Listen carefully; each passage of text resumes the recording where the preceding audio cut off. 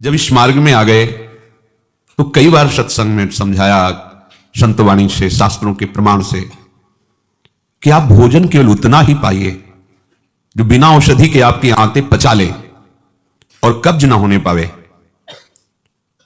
यदि आप रसेंद्री के स्वाद के वशीभूत होकर के प्रसाद खूब ग्रहण कर लिए, वातों की सामर्थ्य नहीं है, क्योंकि आप क्रियारत नहीं हैं।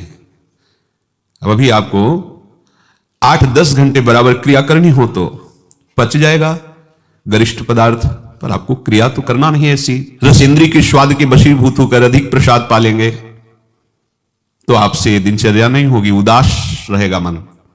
कब्ज होने पर भजन में रुचि नहीं रहती, कब्ज होने पर प्रमाद स्थिति रहती है।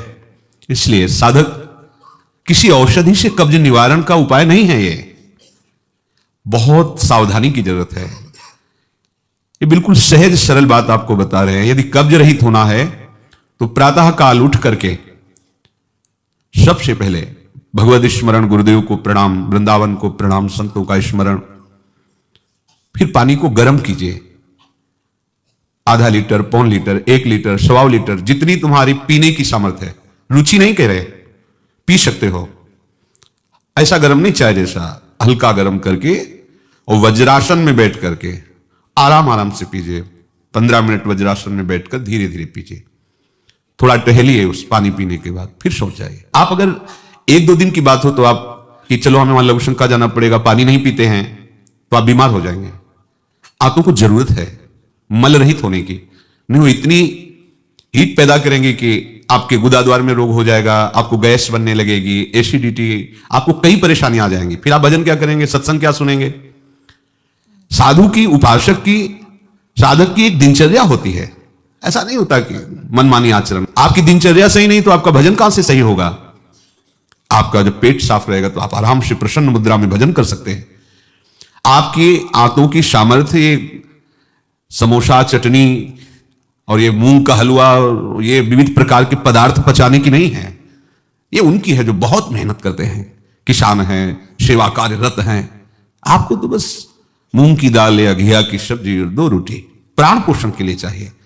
प्रसाद पाने के बाद आपको लगे कि मैं अभी 2 रोटी पा सकता हूं, इतने में बंद कर दो, क्योंकि हमें पानी भी इसमें डालना है, वायु के लिए भी खाली रखना है, पूरा यहां से नहीं ठांस लेना है।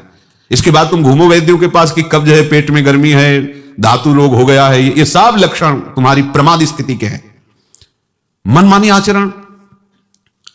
भागवतिक सत्संग के साथ साथ आपकी शारीरिक दिनचर्या के भी सत्संग हुए हैं। ऐसा नहीं कि ऐसी बात पहली बार बता रहे हैं। कब्ज रहेगा तो स्वाभाविक वीर्यपात हो जाएगा। आप गलती के आचरण करेंगे तो नस नाड़ियां इतनी शिथिल हो जाएंगी कि बिना किसी प्रयास के वीर्यपात हो जाएगा। नाना प्रकार की मन की जो वृत्तियां हैं उनको रोकने के लिए पहले हमें थोड़ा शरीर को स्वस्थ रखना है।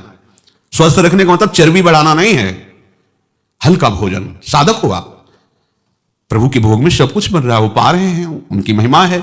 हम इतना ले लेते हैं, प्रसाद भी हो गया, अपना जीवन यापन करते हुए भजन कर रहे हैं।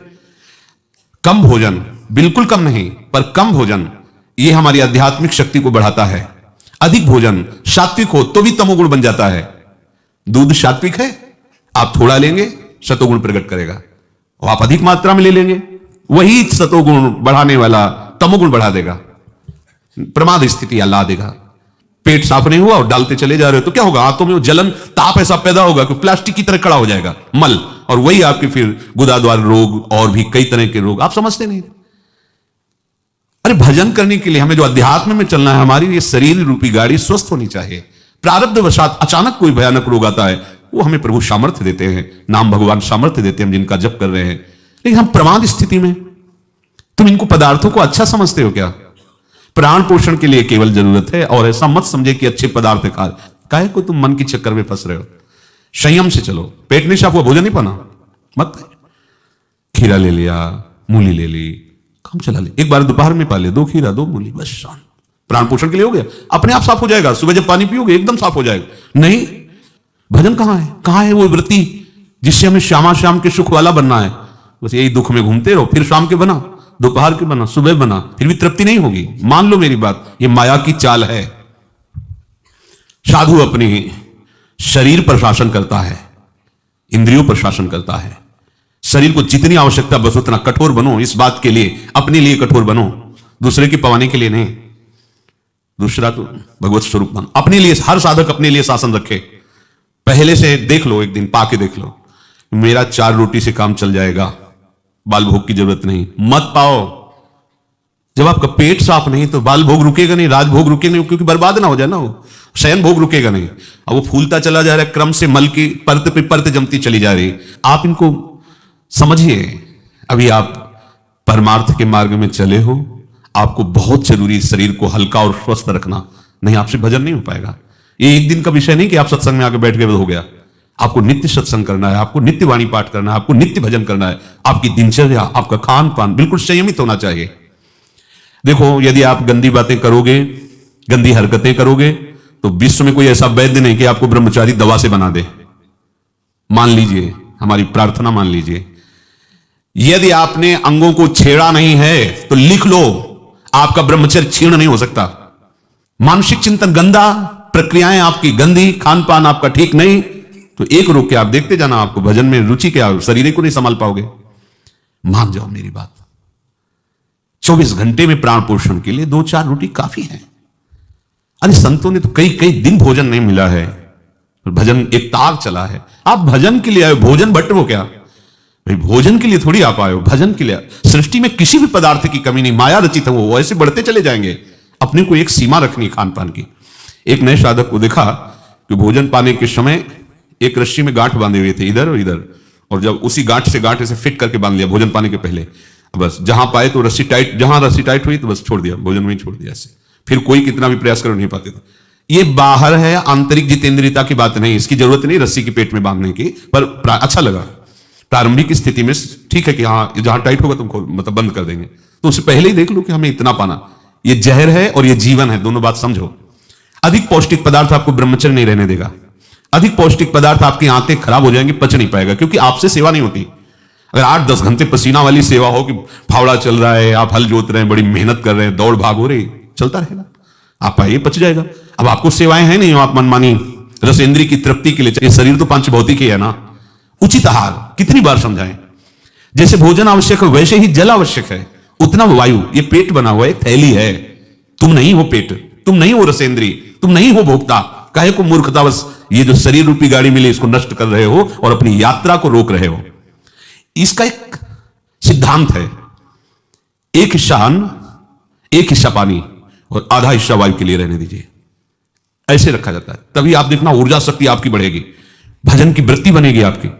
अब यहां चारों हिस्सा में अन्न भरा हुआ है और ऊपर से पानी, रुचि नहीं है पीने की, क्योंकि अंदर ऐसा जहर बनता चला जा रहा है। जल जब जाता है तो लघुशंका के द्वारा बहुत से ऐसे पदार्थ है जो हमारे शरीर को हानि करने वाले, उनको निकालता है जल।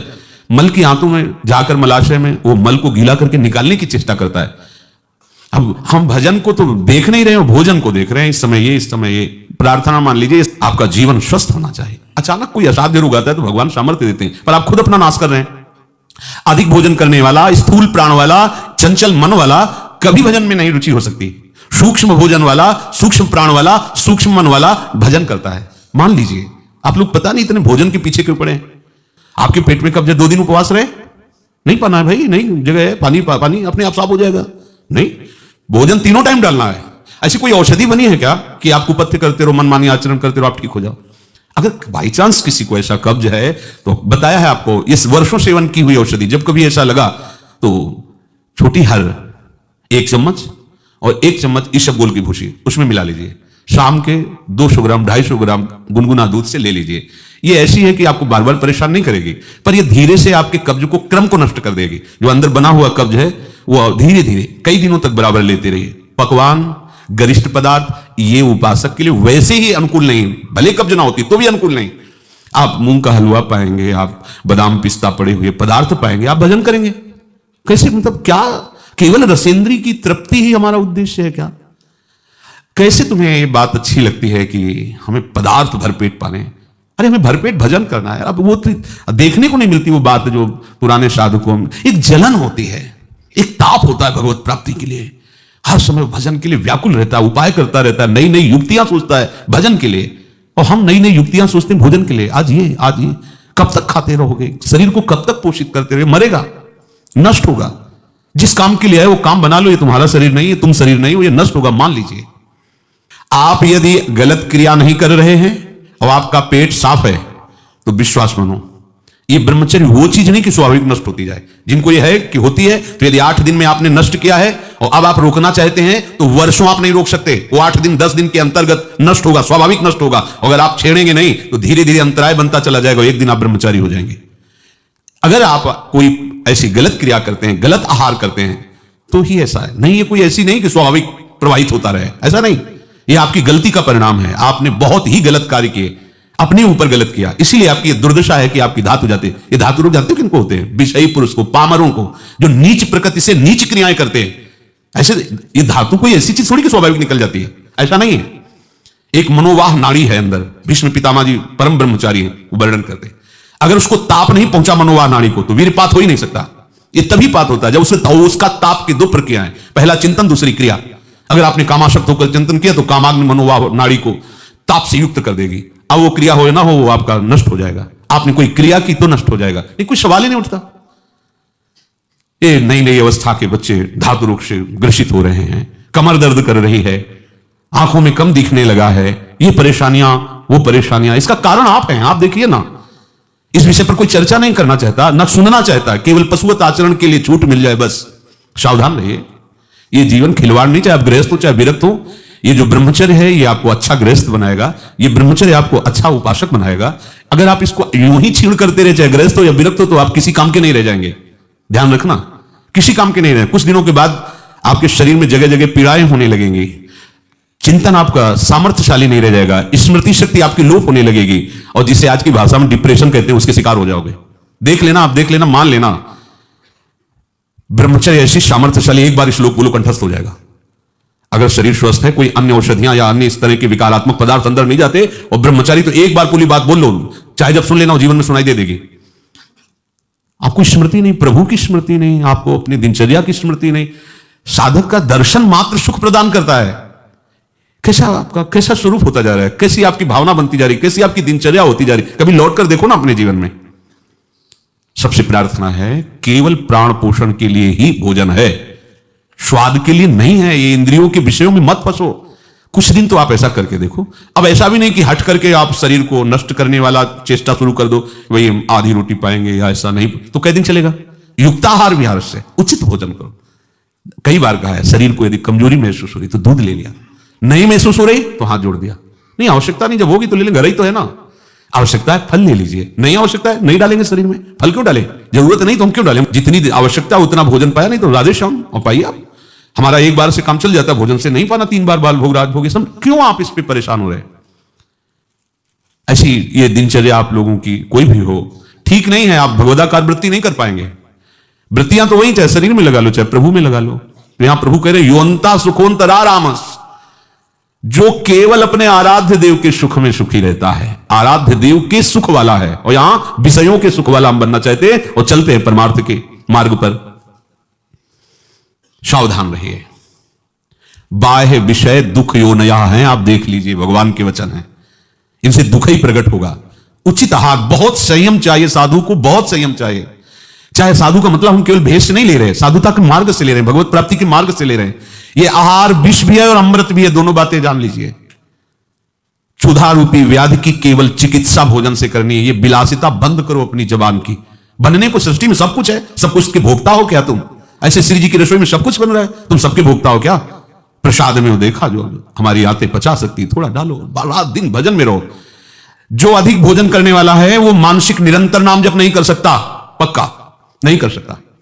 बातें बनाने से नहीं होती, जब मार्ग में चला जाता है तब पता चलता है। अगर आप अभी सावधान नहीं हुए तो आगे चलकर आपका शरीर और गिरेगा अवस्थागत, और भी रोग आ सकते हैं। फिर आप क्या करेंगे? मन प्रभु में नहीं लगाए तो फिर आप क्या करेंगे? गया ना जीवन। हमें वर्तमान में अपनी साधना का फल देखना है। आगे भगवत प्राप्ति होगी, प्रेम में डूबेंगे, वो प्रभु जाने।